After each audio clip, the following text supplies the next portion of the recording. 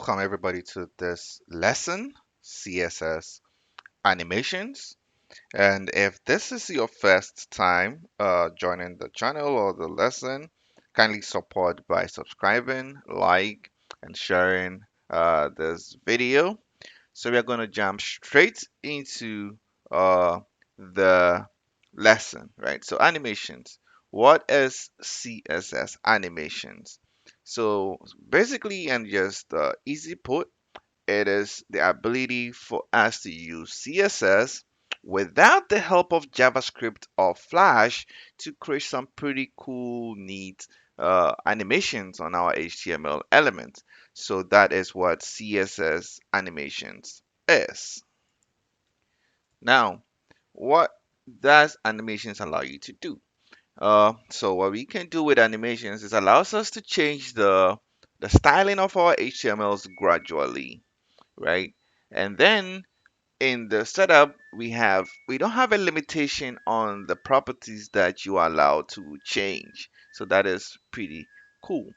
And finally, to use these animations, we have something we call the add uh, keyframes, and we have to specify the keyframes which contain the styles that you want your elements to possess at a specific time. So we are going to be looking at that when we go to the code section.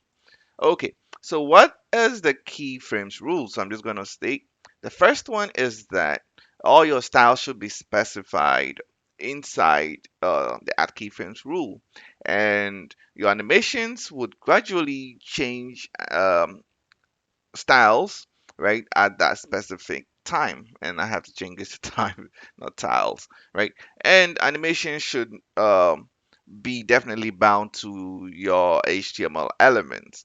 Okay, so this is what we have. Let's dive right into the code section so we can see these things for ourselves. We are going to be basically talking about some properties of of animations, which we're going to look at the add keyframes, the animation names, the duration of our animations, adding delay. We are going to look at iteration count and animation direction and a lot of things. So let's go straight into the code section. So guys, we're going to do our first animation. I have here my HTML structure here, and it's only giving me a header here which says Advanced CSS Animation. And I have a div here that I haven't styled just yet. So we're going to go ahead and do that. So in my style section, I'm going to add, let's give it a width of, let's say 80 pixels, right? And you can choose whatever that you want. And I made a mistake right here. Sorry about that. What element do we want to style? We want to style our div, right? So now in our div style, we want to give it a width of, let's say 80 pixels, right? And what else do we want to do? Let's give it a height of, let's make it a box, right? So another 80 pixels. And let's give it some color. So I'm going to give it a background color and give it, say, green, right? Everybody loves green. Okay, what else do we want to give this? So there are two things that are very important here. We want to give it uh, a name. So the property that we use to give the animation name is, like you guessed it, animation name, right? And this would point to the animation that you want the element to have. So I'm gonna just say uh, first, because this is our first animation. Okay, and then finally, I want a duration, right? How long do you want this animation to last? So the property here is gonna be animation duration, right? So I'm gonna say 5 seconds, right? And so we have our div style. So if I just refresh this, I have my div. And maybe let's make it a little bigger. So let's say 140 by 140, just so it's a little bigger.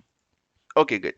So now the next thing that we want to do is to define our keyframes. So now we have to define our keyframes, right? So you have your ads, and then you put in the keyframes, right? And then you need a name, which is going to be your animation name. So I'm going to say first, right? And then we have to add the style. So the S property here we call from, right? So what do you want to change from? So what is your initial and where do you want to go? So the from is your initial state. So I want my background color to, let's see, red, right? And then the two is, okay, I want it to change from red, but go to another background color of yellow, right? So this is uh, your keyframe first, which is what we targeted when we called animation name. So if I refresh this, you can see it went to red, and gradually for 5 seconds it's going to change to yellow. And then when it's done, it's going to go back to its original style, which is green. So guys, I want you to notice something, right? You saw in the transition that at start of the transition on animation, it was at red. So at 0%, uh, it's at zero, it's at red, right? And when it was done, it was at yellow. And in between that, there is this transition phase, right? So if we want to control it more granularly, right, if that is even a word, we can also do that, right? Instead of saying from and to, which would generally give you the 0% at initial to end, we can specify this using, and I'm going to comment this out, using the percentages, right? So at 0%, which should be your initial, what style do you want it to have? So I can say I want my background color to be red, right? Okay, that's your 0%. Okay, but if you wanted that, okay, at say 30%, which is 1/3 ish, you want a different style. Okay, let's have a background color of say uh blue, right? And I'm just being totally random here. And then maybe you want 60% MAC. You want a color of what can we use here? Uh Black. This is gonna be very weird transition, but this is just for study purposes. And then maybe let's say 90%, right? I want a background color of did we have yellow? Okay, let's just say yellow for now. Or maybe yellow green. Okay, that looks like a cool color. And then finally, at the 100% mark, which is your final state, right? I want my background color to have the color. What is this cool color called? Bisque? I don't know. Oh, okay, so now when I refresh this, you see all these color transitions that's happening. In 5 seconds, it's gonna go through all these transitions. So they have more control over the transition of your animation in terms of your color when you use the percentage mark.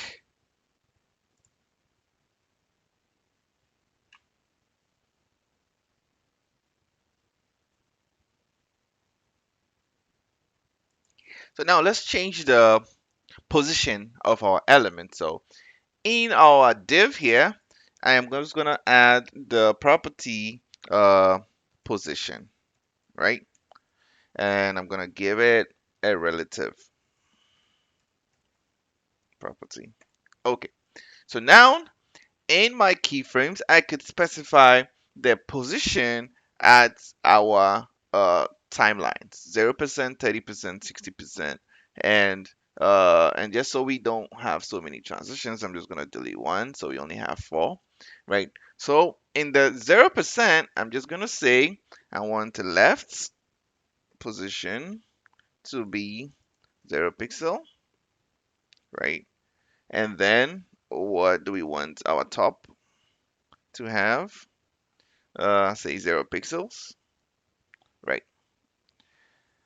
And then let me just copy this right here. Okay, so I have my left. For the second one, let's say 200 pixel by top 0 pixel. And then I'm gonna have this one. I'm gonna say I want 200 pixel by 200 pixel, right? And then finally, let's say I want, let's go back to 0 pixel by 0 pixel, which will come back to the beginning. Okay, so when I run this, again, you see it moved. It's gonna go down, go like that to back to the beginning. And as it's doing that, you can see that the color transitions is happening. So that is how we can use animations to change the relative position of our div. You can see that once I refresh the page, the animation starts, right? So what if we wanted it to delay a couple of seconds or whatever before the animation starts? We can do that by using the delay animation property, which is simply animation delay. So if I wanted this to delay, I'm just going to say animation delay, which is right down here. I'm going to say delay, say 4 seconds, right? So what I wanted to do here is to delay 4 seconds before it starts. So if I refresh this, it delays it's almost 4 seconds now, and then it's gonna start the animation. We could also use negative values. So if I use a negative 4 seconds, let's say, right? It means that the animation is going to play as if it's already played 4 seconds into your animation, right? So it's like a negative time. It's like play the animation, uh, negative 4 seconds, right? So if I just refresh this, you can see that it already starts from the end coming to the closer to the end, right? Let me go back a little bit so we see. If I say -3 seconds, right? So you can see what the negative delay does. Now, guys, we have another property called the animation iteration delay count, sorry, and that property just specifies how many times you want your animation to run. By default, it just runs once and it stops, right? So let me just move this back to because I don't want this delay.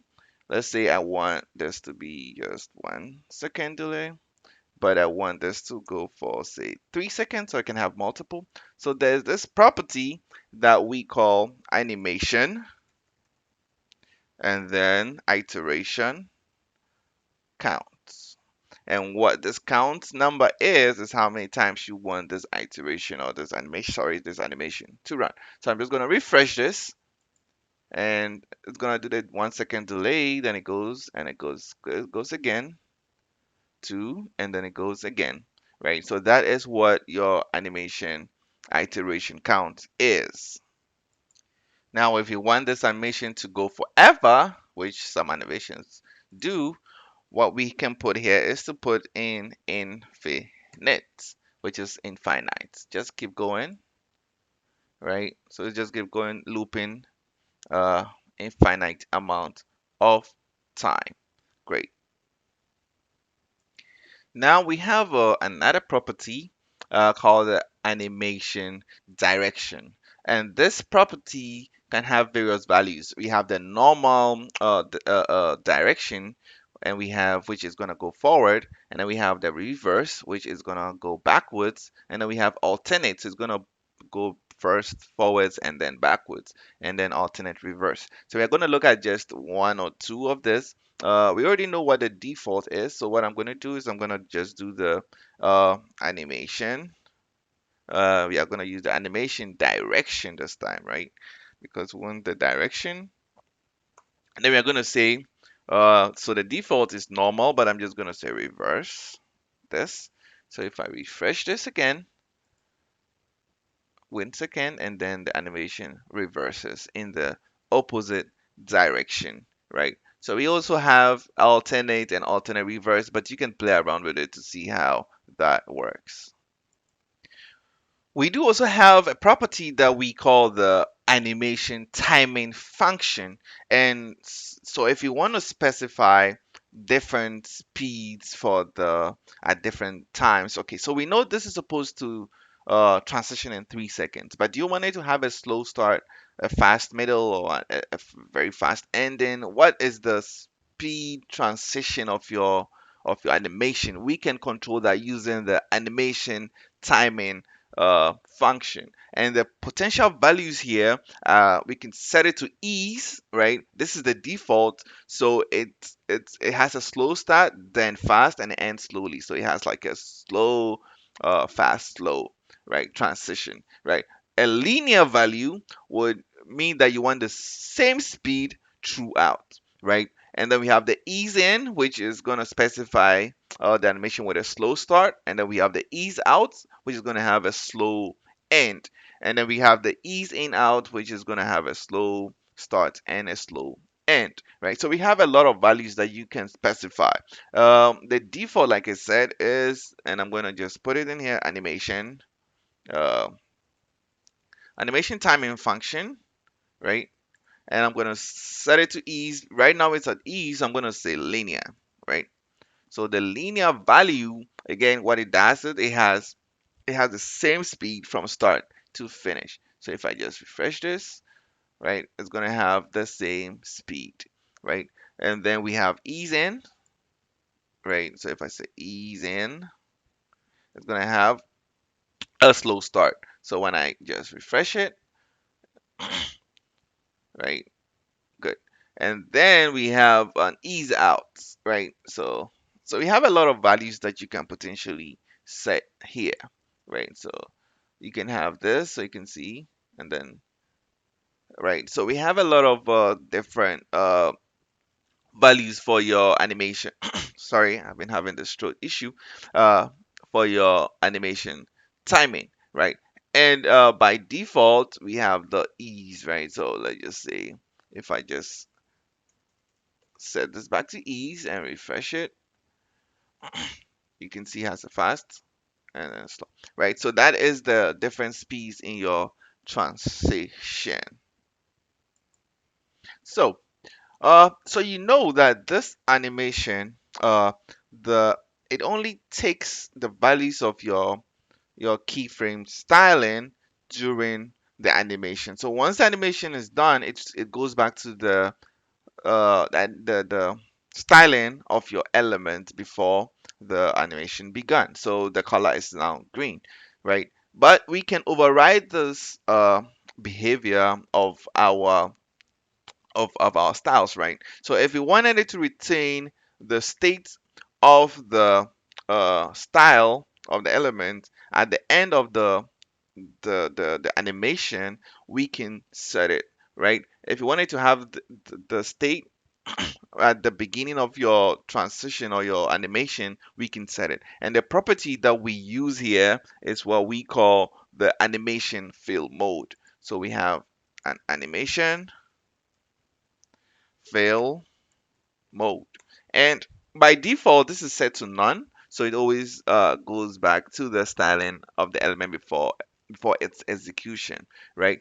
But for now, let's set it to forwards. And what forwards does is the element will retain the style values that is set by the last keyframe. So the last one, the one at 100%, is what is going to be returned. So let's see. So and that is the best color, right?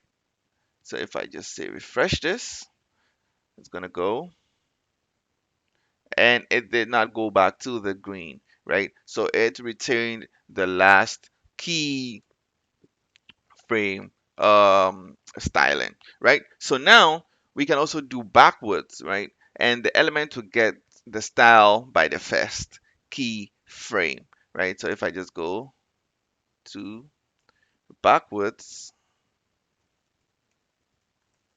right? And then I refresh this, right? It's going to go, and I expect it to go to green, right? So that is the different modes, right? We have other types we call both. If you want to explore that, that is perfectly fine. So this is pretty long. We can also have a shorthand for this, and I'm just going to let's say let me comment this out, right? So what if we wanted a shorthand for this? We do have one. We can specify animation as a property, and first thing, obviously, we need the name of our keyframe, and then we can just put in the time, right? 5 seconds. Uh, the timing function, I'm gonna say linear, right? I'm gonna give it a delay of say 1 second, right? I'm saying loop infinite, right?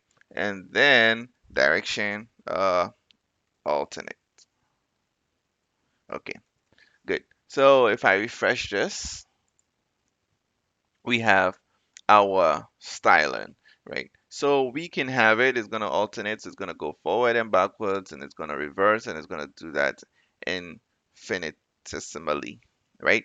So thank you guys for watching. This has been a very long video. It's, I think, over 20 minutes. Thank you guys, and see you in the next lesson. Again, if you haven't subscribed, please subscribe, like, and share this video. Thank you very much, and see you in the next lesson. Bye bye.